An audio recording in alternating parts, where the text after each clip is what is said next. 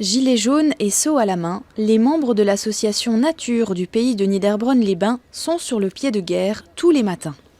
Sur 600 mètres, le long du plan d'eau de Reichshofen, ils inspectent les bas-côtés de la route pour venir en aide aux batraciens qui migrent chaque nuit pour se reproduire. Les batraciens migrent en général à la fin de l'hiver, mais on ne sait jamais à quel moment bien précis. En fait, cela dépend de la météo. Quand la météo est clémente, la température proche de 10 degrés la journée et très mouillée la nuit, les batraciens, à la fin de l'hiver, par centaines migrent. Alors ici, ils vont dans le plan d'eau de Reichshofen et profitent du goulet qui est tout près de la digue pour passer la route. Et c'est à cet endroit-là qu'on les prend dans des seaux avec un filet le long.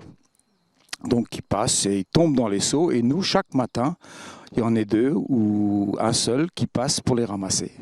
Et on les remet donc dans l'étang. Grâce aux bénévoles, des milliers de crapauds sont sauvés d'une mort certaine, et cela depuis 10 ans. Il faut savoir que le site fait partie des plus importants du Grand Est, puisque certaines années, ce sont plus de 3000 individus qui ont été ramassés en une saison. Cette année est une année un peu bizarre, j'allais dire, puisqu'on nous a conseillé d'installer les filets déjà le 10 février, donc début février, parce qu'en janvier, la migration commençait déjà dans la plaine d'Alsace à cause des températures qui étaient très clémentes et puis la météo, j'allais dire la pluviométrie qui était bonne, parce que les batraciens ne bougent que quand il pleut et quand il fait doux. Mais d'un seul coup, au mois de mars, il y a eu un coup de froid et pendant 6 semaines, on n'a rien ramassé du tout. Et là, sur le week-end de Pâques, d'un seul coup, la météo est passée de nouveau sur l'ouest. Le matin, il n'y avait plus de gelée. Tous les batraciens, là, donc de l'Eiler, sont descendus vers l'étang. Belle de nuit, pour éviter de servir de repas aux prédateurs le jour, les petites créatures chantent leurs chansons d'amour jusque fin avril pour les retardataires. Pour l'association, cette action solidaire permet de se rapprocher de la nature un peu plus chaque jour en permettant à leurs petits protégés de se multiplier dans les meilleures conditions.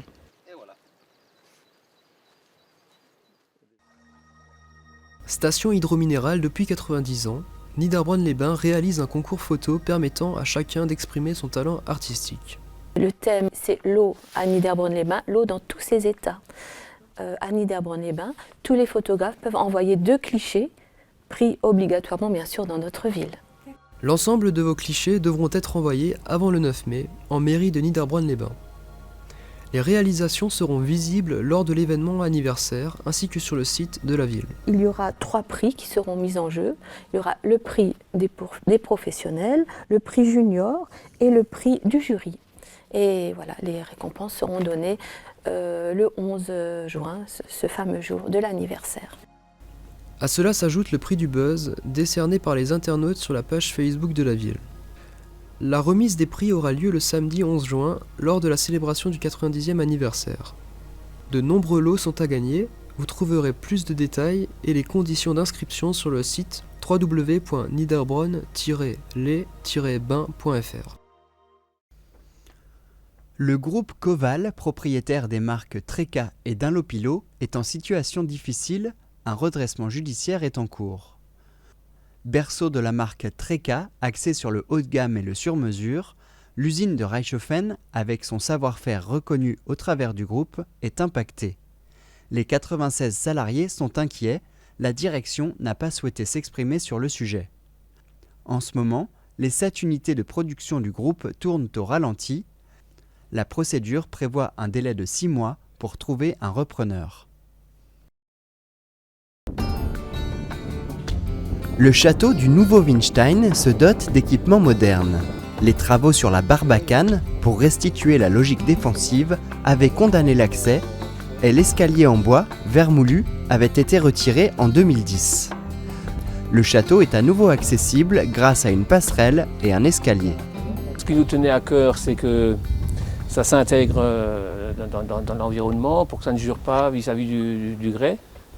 Naturellement, il nous fallait l'autorisation de la DRAC puisque c'est monument classé. C'est bon, on voulait éviter le bois parce que bon, le bois, même si c'est garanti 10-15 ans, On voulait une solution qui perdure dans le temps. C'est pour ça qu'on s'est tourné vers la structure métallique. Les différents équipements sur le vieux et le nouveau Winstein ont coûté 67 000 €. Ils ont été financés par la commune et son association d'animation, la région, le département, le propriétaire et le député. Les veilleurs de château ont proposé d'aménager un accès inédit au sommet du château. Et là, on se trouve sur la coursive au niveau du 2e étage du palais supérieur. Coursive qui a été installée là, donc en novembre 2015. Et cette coursive permet maintenant de découvrir vraiment la logique d'aménagement de ce palais et également d'accéder aux 3 fenêtres du haut qui ont été sécurisées également avec des garde-corps pour vraiment découvrir la vue qu'on peut avoir depuis ce palais sur la vallée du Schwarzbach et Jägertal. L'inauguration de ces nouveaux équipements aura lieu le 24 avril et le 1er mai, le veilleur de château sera à nouveau sur place pour nous expliquer pourquoi il n'existe que 3 sites de ce type en Alsace.